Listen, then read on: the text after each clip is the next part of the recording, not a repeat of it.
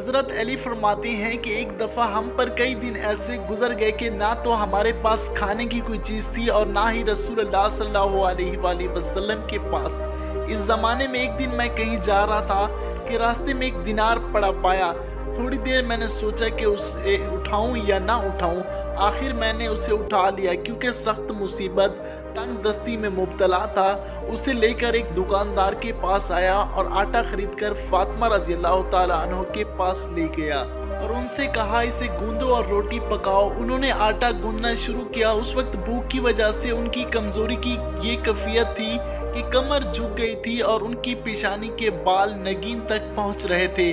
بہرحال انہوں نے جوں توں کر کے آٹا گوندنا اور روٹی پکائی۔ پھر میں نے رسول اللہ صلی اللہ علیہ وآلہ وسلم کی خدمت میں حاضر ہو کر یہ واقعہ عرض کیا تو آپ نے فرمایا اسے کھا لو، اللہ تعالیٰ نے تم کو یہ رزق دیا ہے۔ Thanks for watching.